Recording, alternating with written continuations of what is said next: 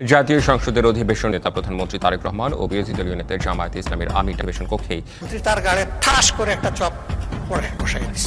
উনি আমারে চোট দিলেন কেন? দেখতে পাচ্ছেন সংসদে মারামারি হচ্ছে, জামাতে আমির আহত হয়ে আজকে। এই আলবদর রাজাকারের বাচ্চারা এখনো কিন্তু ফজলুর রহমানদের মতো মুক্তিযোদ্ধারা জীবিত আছে। এই দেশে মুক্তিযুদ্ধ হয়েছে। মাননীয় সদস্যবৃন্দ বসুন বসুন বসুন প্লিজ।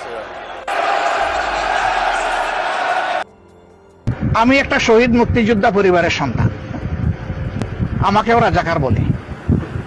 তোরা রাজাকার। আমার আইডেন্টিটি নিয়ে প্রশ্ন করা হয়েছে, এটা গুরুতর অপরাধ করেছেন উনি। 2 নম্বর, মুক্তিযোদ্ধা পরিবারের লোক কেউ জামাত করতে পারে না।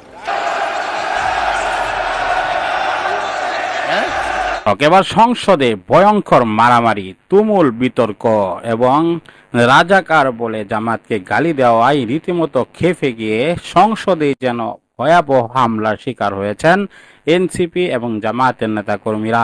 বিএনপি এবং জামাতের মধ্যে ভয়ঙ্কর সংঘর্ষ চলছে। আসুন পার্লামেন্টে সংসদে কি হচ্ছে না টেনে শেষ পর্যন্ত ভিডিওটি দেখতে দেখি। করতে পারে না।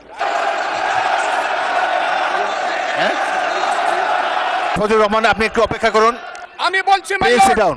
এই যে দেখেন তারা বসেন, বসেন।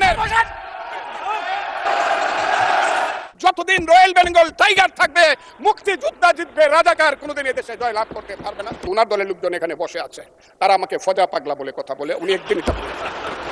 এদেশের জঙ্গলে শুধু কোকিল ডাকে না, এদেশের জঙ্গলে রয়্যাল বেঙ্গল টাইগারও থাকে। যতদিন রয়্যাল বেঙ্গল টাইগার থাকবে মুক্তিযোদ্ধা জিতবে, রাজাকার কোনোদিন এদেশে জয় লাভ করতে পারবে না। আমি চ্যালেঞ্জ করে বলে গেলাম। আমি আজকে আপনাদের সামনে আরো কিছু বলতাম, কিন্তু আমি টাইমটা দেখতেছি, আরেকটা কথা বলতে চাই। আমি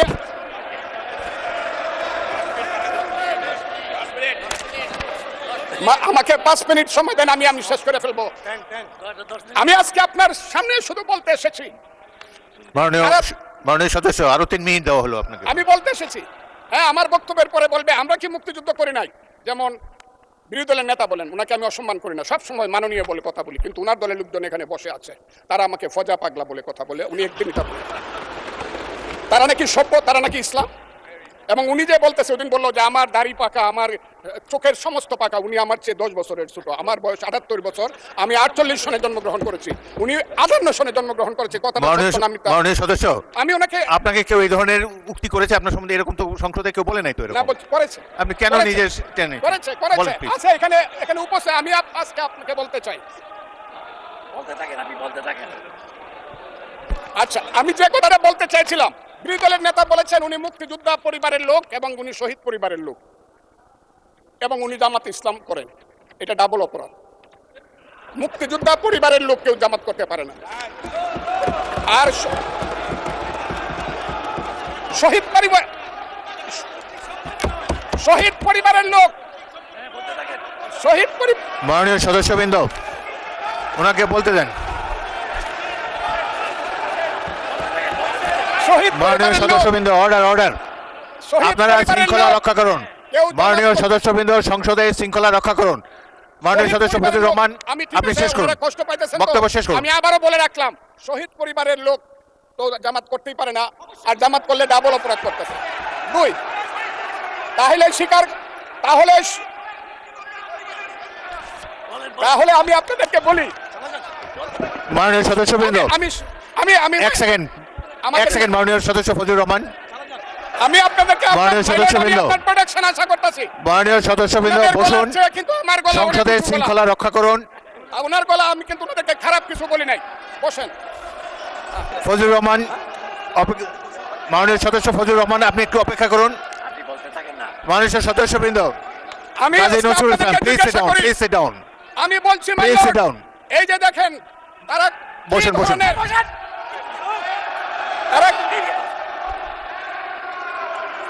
তারা কি ধরনের আচরণ করছে।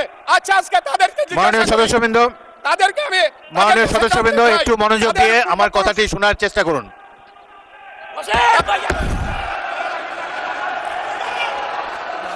মাননীয় সদস্যবৃন্দ, গাজী নজরুল ইসলাম, বসুন।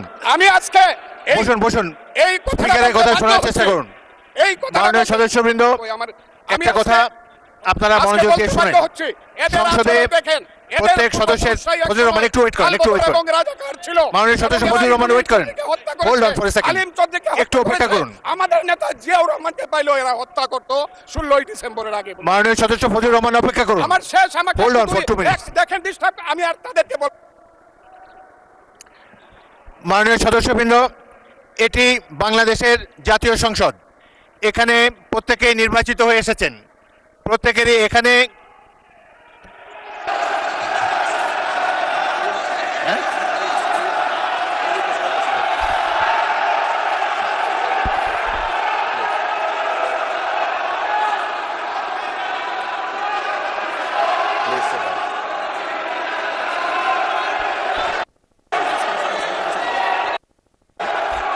মাননীয় সদস্যবৃন্দ বসুন, বসুন প্লিজ।